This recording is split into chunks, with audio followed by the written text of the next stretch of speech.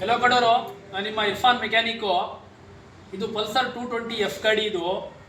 ಇದು ಕಸ್ಟಮರ್ ಏನು ಮಾಡಿದ್ದಾರೆ ಅಂದರೆ ಗಾಡಿ ಕೆಲವು ಪಾರ್ಟಿ ಹತ್ರ ತೊಗೊಂಬಂದಿದ್ದಾರೆ. ಆದರೆ ಈ ಗಾಡಿಯಲ್ಲಿ ಇದೆಯಲ್ಲ ಇಂಜಿನ್ ಸೌಂಡ್ ಇದೆ. ಕಮ್ಮಿ ಅಂದರೂ ಒಂದು 10,000 ಖರ್ಚಿದೆ. ನಮ್ಮ ಜನಕ್ಕೆ ಏನು ಹೇಳೋಕ್ಕೆ ಇಷ್ಟಪಡ್ತೀನಿ ಅಂದರೆ, ನೀವು 60,000 70,000 ಕೊಟ್ಟು ಸೆಕೆಂಡ್ ಹ್ಯಾಂಡ್ ಗಾಡಿ ತೊಗೊಳ್ತೀರಾ. ಆ ಟೈಮಲ್ಲಿ ನೀವು ಒಂದು 50 ರೂಪಾಯಿ 100 ರೂಪಾಯಿ ಮುಖ ನೋಡ್ತೀರಾ.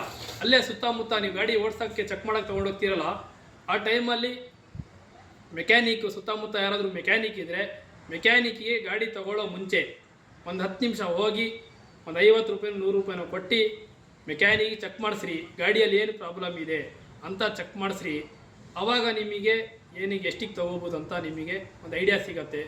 ಸುಮ್ಮನೆ ಇಂಜಿನ್ ಬಂದಿರತ್ತೆ, ಇಲ್ಲಾಂದರೆ ಏನಾದರೂ ಪ್ರಾಬ್ಲಮ್ ಇರುತ್ತೆ, ನಿಮಗೆ ಗೊತ್ತಾಗಲ್ಲ, ನೀವು ತೊಗೊಂಬಂದುಬಿಡ್ತೀರಾ ದುಡ್ಡು ಕೊಟ್ಟು. ಇಲ್ಲಿ ಬಂದರೆ 10-15,000 ಖರ್ಚಿರುತ್ತೆ. ಅದಕ್ಕೆ ಈ ಮಾಹಿತಿ ಕೊಡ್ತಿದ್ದೀವಿ.